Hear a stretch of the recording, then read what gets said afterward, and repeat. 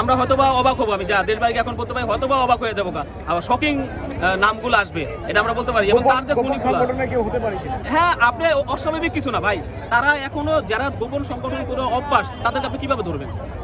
প্রকাশ্যে না আসলে তো আপনি ধরতে পারবেন না তো, কারণ তারা তো একটা আপনার মনে করেন যে কি বলে যে প্র্যাকটিস করে যায়, যে এইভাবে দীর্ঘদিন তারা ট্রেনিং নেয়, ট্রেনিং নেওয়ার পরে একটা সংগঠনের ভিতরে কিভাবে ঢুকতে হয়, এই তো তাদের ট্রেনিং আছে দেখে তো তারা গোপন সংগঠন বা গুপ্ত ছিল। তো এখনো কি তারা ওই যে হাদির বিষয়টাও কি এরকম কোনো সংগঠন দ্বারা গঠিত হয়েছে, ঘটনাটা ঘটানো হয়েছে নাকি, যে নাম একটা কিন্তু সে অন্য সংগঠনের? আমরা যেমন হেলমেট বাহিনীর কথা এখন বিভিন্ন সময় বিতর্কটা কেন আসছে, তাদের ভূমিকার কারণে আসছে, যে তারা যে বারবার যে ভূমিকাগুলো রাখতেছে বা প্রশ্নবিদ্ধ যে ভূমিকাগুলো রাখতেছে, যে হঠাৎ করে যে তারা যে বট বাহিনীগুলো যে ভূমিকা রাখতেছে, এই জায়গা থেকে আসলে প্রশ্নগুলো আসতেছে। এই যে নিরুফা, আপনারা জানেন যে আপনার যে বিএনপির একজন সাবেক সংসদ সদস্য, সে কিন্তু স্লিপ অফ টাং কিন্তু একটা কথা বলে ফেলছে।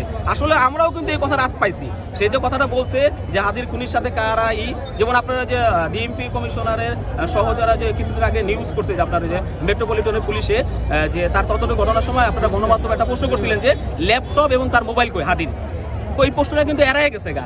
আমার মনে হয় হাদির ল্যাপটপ এবং মোবাইলে এখানে অনেক ডকুমেন্ট আছে, আদৌ কি তার হত্যাকাণ্ড বা কারা তাকে হুমকি দিছিল, কোন কোন কিসের থেকে, এরকম ডকুমেন্টগুলো আছে, এবং কারা তাকে নিয়ে পলিটিক্স খেলতে চাইছে সেই ডকুমেন্টগুলো আছে হাদির ওই মোবাইল বা ল্যাপটপের ভিতরে। এজন্যই হয়তোবা একটু সময় নিতে আছে আমাদের পুলিশ প্রশাসন।